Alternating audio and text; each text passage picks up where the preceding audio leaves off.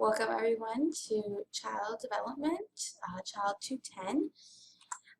The purpose of this podcast or this lecture is to introduce you to myself as well as the course, and also to show you um, what the lectures look like. Obviously they will all be on YouTube for you to view, and when I'll send out the link like I did with this one. To start off with, I'll share a little bit about myself. I live an hour south of Houston, Texas with my family. I joined the church up in Wisconsin where I grew up. I was 18. I was a couple days away from graduating from high school when I was baptized. I had a friend in high school who was a member, and we got closer throughout the years. In my senior year, I was interested in the church and read the Book of Mormon, met with the missionaries. I was baptized several months later. Then after I graduated, I went to Utah State University for my freshman year, my first year of college, and I transferred to BYU in Provo.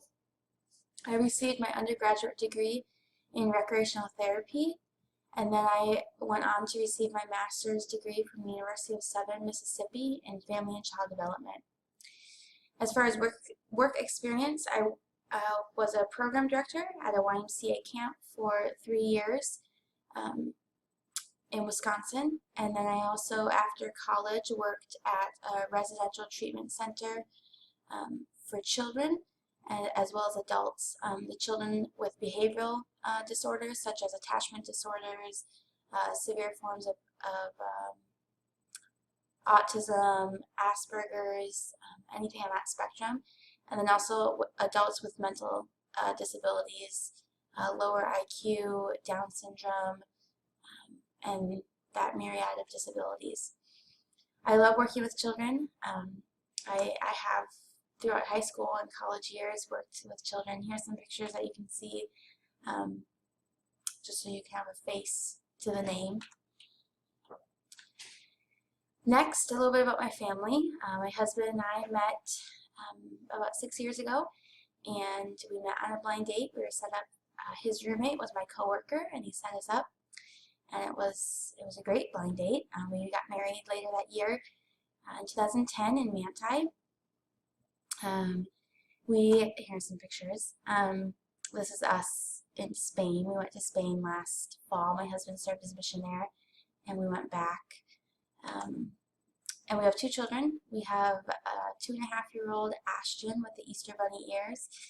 She was on her way to our Easter egg hunt. And then we have a 3-month-old little boy, Tanner, who was born in January, and this is a picture of us at his blessing a few weeks ago. I stay at home and then work for BYU Idaho, and my husband works as a chemical engineer for Dow Chemical, and that's what made us move to Texas. And we've been here for 3 years now, and we like it, except in the summertime when it's very hot and it's annoying to go outside. It's almost too hot to go outside, but our kids love it. They don't know any different, and we enjoy being here. All right, next I'm going to talk a little bit about the course, and in this lecture, I'm going to focus just on this presentation. In the following lecture, I will go into iLearn 3 and show you where all these assignments are, where my policies are, the course syllabus, things like that, and show you around inside the course, so to speak. I do have a quick note. This is my first semester teaching in iLearn 3. I've done iLearn 2. This is iLearn 3 for my first time. And some of you, this may be the first time that you're doing iLearn 3 as well. Let's begin with course organization. This course is organized into 5 units instead of weeks. Other courses you may have week 1, week 2, week 3. Instead, this is unit 1 through 5.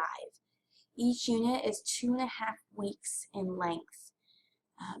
You can see the course schedule, which I'll show in the next lecture on iLearn 3 as far as due dates, because due dates will either be on a Wednesday or a Saturday, is how the rotation or the schedule will work.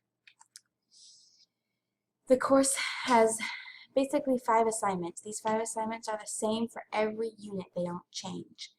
The first is reading quizzes. Depending on each unit, we cover anywhere from 3, I think there's one unit that covers 4 chapters. The first unit is 4 chapters in the text.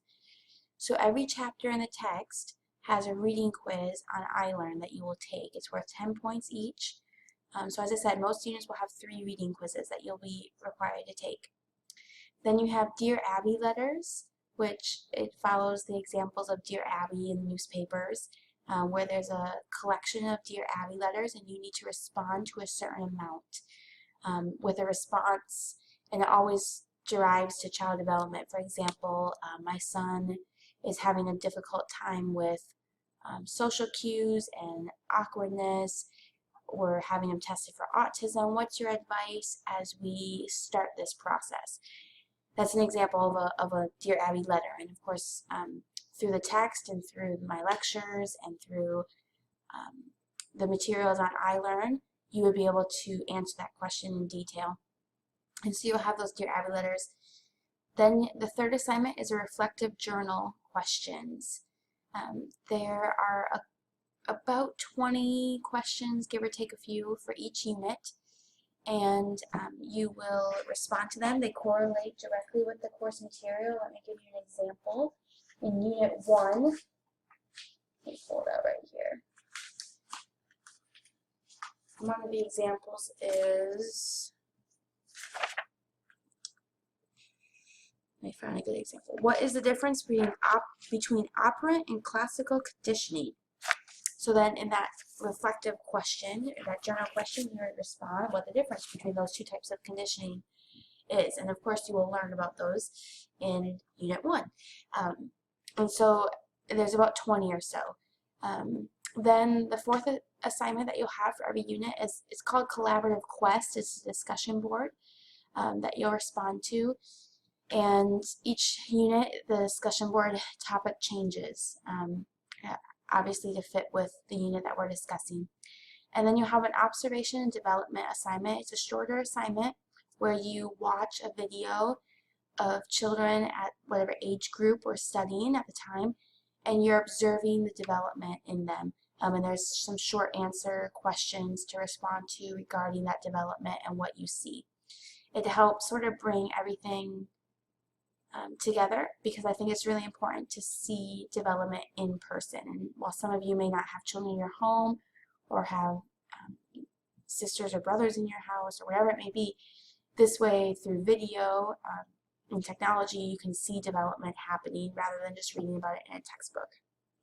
As I mentioned, those will be the same 5 assignments for every unit, so it'll make more sense as you go through each unit. Next, let's do course policies. I do have a late work policy. I do accept late work. However, it will be 10% will be deducted from your score for every day up to 5 days late. So if an assignment is due Wednesday and you turn it in Thursday, the most points you can get is 90%. If you turn it in Friday, it would be 80. Saturday would be 70.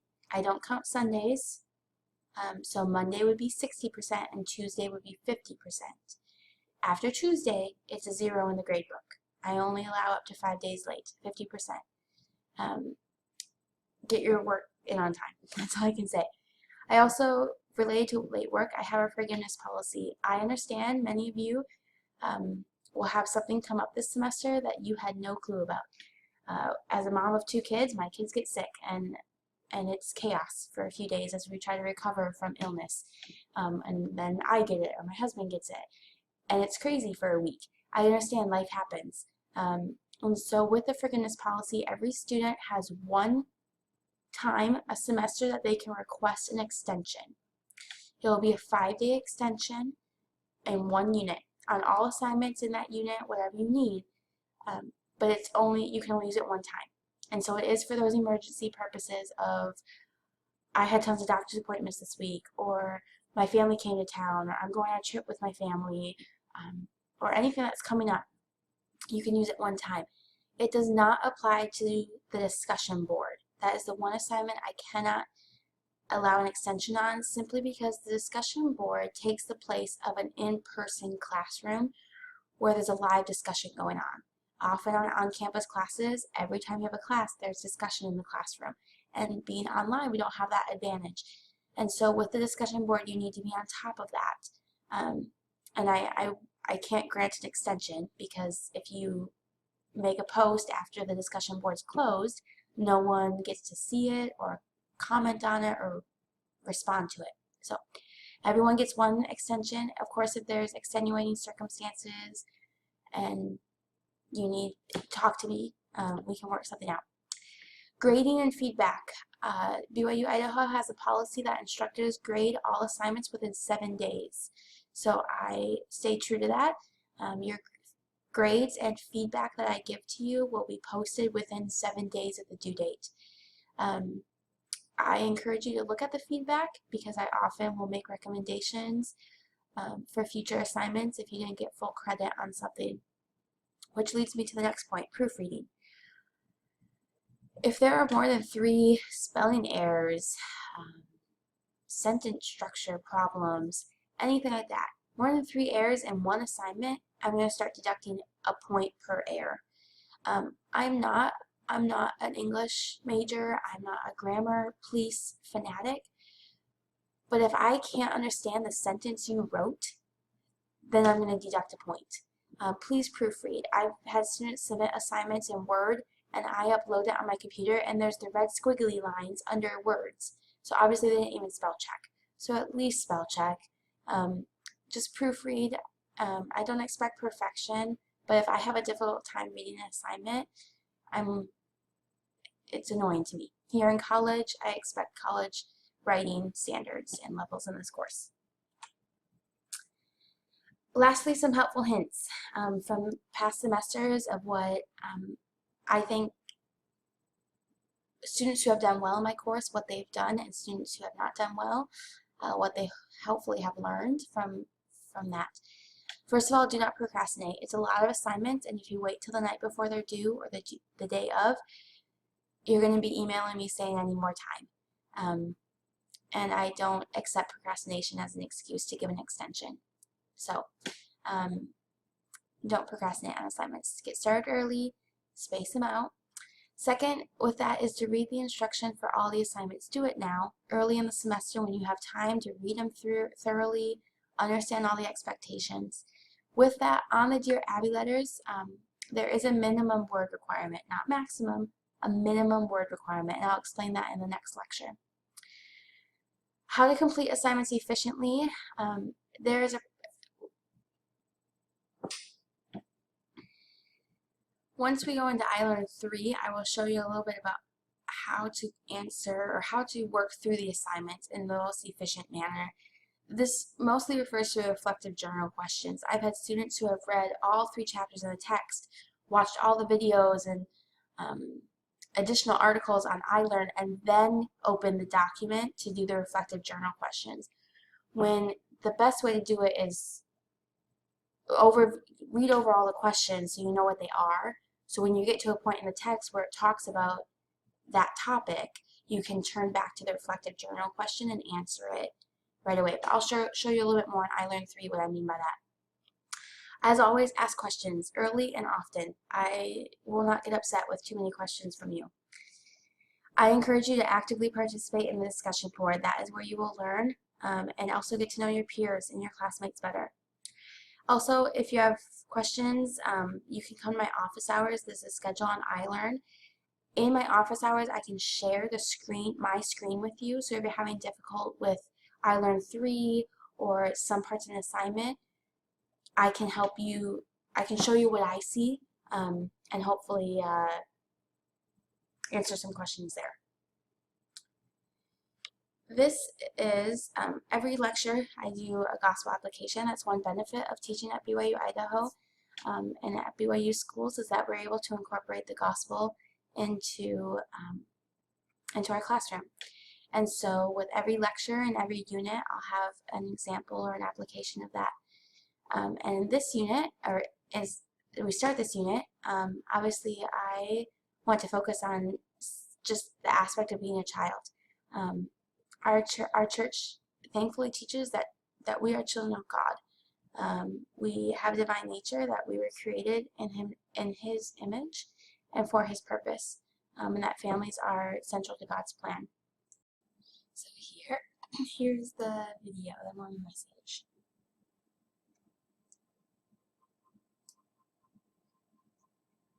I am a child of God, and He has sent me here, has given me an earthly home with parents kind and dear.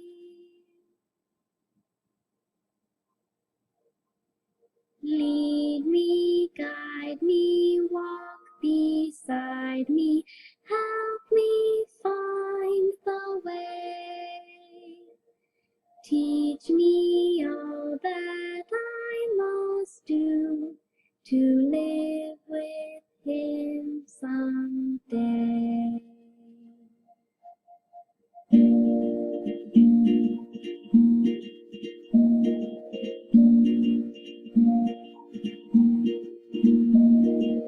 I am a child of God, And He has sent me here, has given me with parents kind and dear. lead me, Guide me, walk beside me, help me find the way. teach me all that I must do. To live with Him someday. I am a child of God, and so many ways. Help me to understand His words. Before it grows too late, lead me, guide me, walk beside me, help me find the way. Teach me all that I must do to live. Him someday. I am a child of I am a child of God. I am a child of God.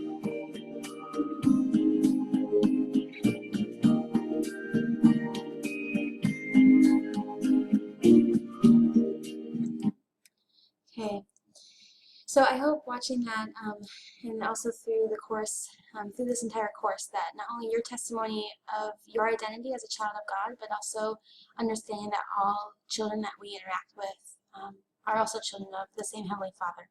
And what a blessing that is, no matter where on the developmental process or timeline we're in, we are all children of our Heavenly Father. To end, here's my contact information.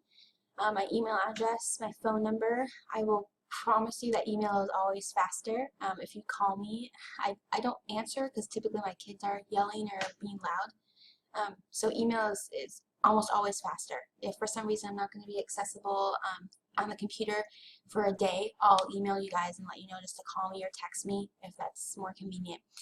I also have virtual office hours. The information is on iLearn. I have them typically every Tuesday night for an hour from 7:30 to 8:30 Mountain Time. So depending on what time zone you're in. It's almost always Tuesday nights. There's a few Tuesdays due to a meeting I have for Relief Society that I can't make it, and then that week they would be on Thursdays. But there's a schedule on iLearn of my office hours. And that is it for this introduction. Next we'll go into iLearn 3 and look a little bit more into the assignments and everything. Welcome everyone. The purpose of this video lecture will be to go through iLearn 3 to sort of give you an overview of the website and how to find things, as well as go through each of the different assignments that the course consists of. And I want to again remind you, this is my first semester teaching in iLearn 3, and this is probably many of the students your first time with iLearn 3. And so throughout the semester, I will be patient with you, and I hope you're patient with me as we try to work out glitches. Thankfully, My supervisors have had one semester prior of switching over, transitioning to iLearn 3, so they have a lot of advice and guidance for me that I will then put forth in this course, but there may be some things that we just don't know about yet. And so the university as a whole, with the online courses, is asking for just an increased amount of patience as we make this transition. So when you log in to child development, this will be the page that you see. So right here, there's the introduction with some pictures, and you may have seen, I think I use these pictures in the video lecture as well to introduce myself, but there's some information. This will always show up here. I will also post more announcements throughout the course, and so if there's an announcement, they will post right here when you first log in to iLearn 3. They will also be emailed to you, so there's a couple different ways that you'll see them. On the right side here, you'll see the upcoming events, and this is where the due dates will appear. There is one due date that does not appear in the calendar, and I'm working on a way to get it to appear, but I'll tell you about that in a little bit. And there'll be email reminders and things like that. So now we will go into content, and this is where you will find basically all the elements of the course. So under the welcome category right here that's highlighted, there's the course syllabus, which I encourage you to read over. The course schedule, which let's pull up that. This course schedule has the due dates written, as well as all the assignments that are due on that day. And the unit, so this is unit 1, unit 2, 3, it goes down 4, and 5. I do want to make mention, just because of the way of how the semester works, this due date for unit 2 is on Memorial Day, and this due date is on the 4th of July. I know that those are typically school holidays, but because of the online part of our class, I'm going to keep those due dates as they are, so we're not going to change them, mainly because of my grading. I only have 7 days to grade all the assignments, and it can be a bit of a struggle sometimes, and so I need to keep those due dates where they are. And then also the final exam due date is at the very bottom. So I encourage you to either print this off or save it to your computer, take note of it, write them in your calendar, your planner, your phone, wherever you have. The other thing I want to go over is the specific course policies. They are right here. Once again, I do accept late work, and it's penalized. So every day it's passed, so past the due date, I will deduct 10% per day, up to 5 days, meaning that you can get 50% of the maximum amount of points if it's 5 days late. The forgiveness policy, again, this just relates, you can request 1 extension per semester. It does not apply to the discussion board or the final exam. So right here it says that it applies to the other 3 assignments, observations and development, reflective journal, and the Dear Abby letters. You must ask for this extension before the due date. I won't accept it 2 days after and say, oh, I forgot to ask. It has to be before, and it is a 5-day extension. It's a one-time use. Again, grading, all assignments will be graded within 7 days and posted on iLearn. Proofreading. You are in a college course and I expect college level writing skills. If I cannot understand the sentence structure, the sentence or the paragraph, or there's so many misspelled words, I'll start to deduct points. Basically, if there's, I understand that sometimes I make mistakes too.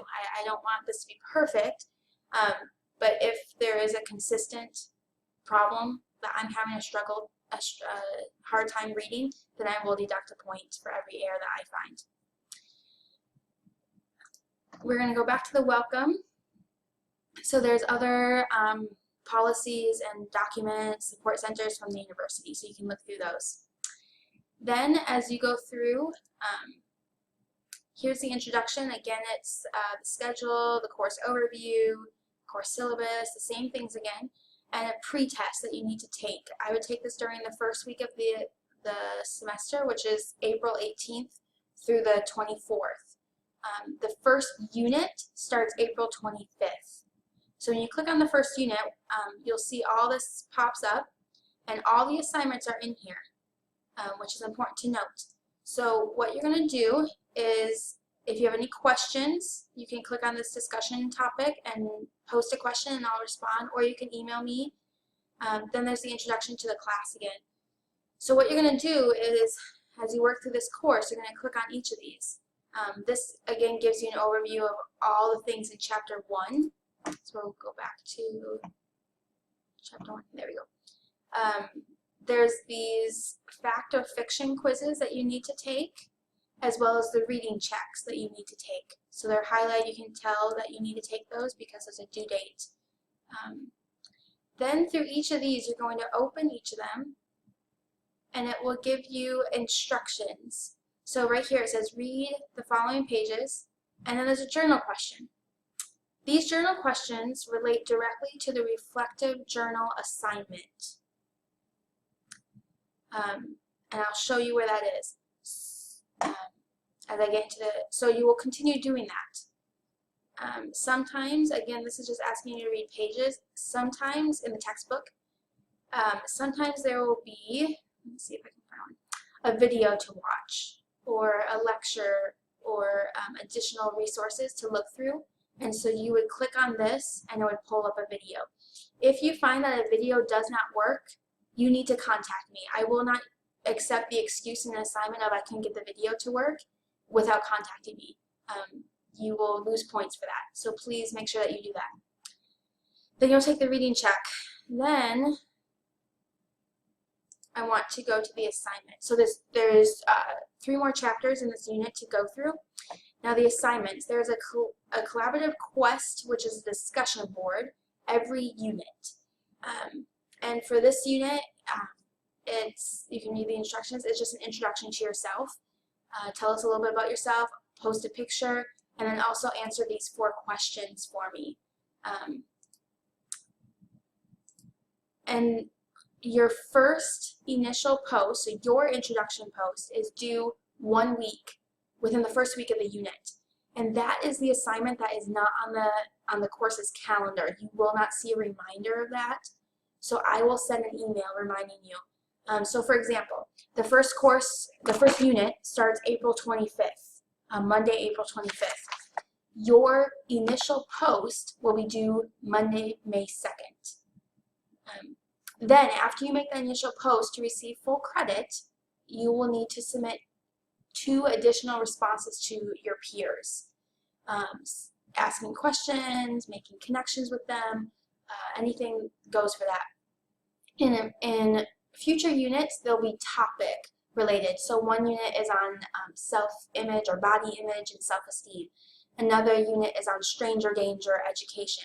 So you'll be writing and researching a topic and posting. And so when you add responses to your peers, you'll be trying to continue the discussion. This takes the place of a classroom setting where professors would have a discussion going on with the students. So these are really important to take the active learning into play here. The next is Dear Abby letters. So this is the next assignment. The minimum word count is 2,200, and I'll edit this, but so just focus on 2,200. The minimum word count is 2,200. If you do not meet that, I will deduct points. So keep that in mind, that your total document needs to be 2,200 words or more. Not per answer, the whole document. So if you type it all up and do the word count, I need to see 2,200 or more. So you will download this file. And there are a collection of questions. And again, you respond to 3 questions from each chapter. So there'll be 9 total questions. You can pick any 3 out of each chapter. And they're Dear Abby letters. So there's a letter saying, you know, asking about some things. And you're going to use your knowledge from the course to answer those questions. This whole assignment is worth 50 points. So keep that in mind. The next question, or the next assignment is observations and development. And you're going to, I went to the wrong hold on, let me go back one. Here it is. So you go to the instructions page, you open up the study guide, and here you're invited to watch 2 videos, and on the study guide you'll notice that there's questions relating to those videos. So here's the video link, and then there's some questions about it, and then there's a video link with a question about it. So you would fill these in, short answer responses, and then submit that to the Dropbox, which is right here, this little symbol. The last assignment is the reflective journal, and this is what I was talking about when I was saying that there were journal questions under each unit or each chapter. They correlate with this document. So you'll notice the scientific method calls for hypothesis testing and study replication. How was this carried out in the SIDS study? So I'm going to minimize this and go back. Hang on with me here. I'm going to show you where this correlates to, because hopefully this will help you as you work on the assignment. So I'm going to go to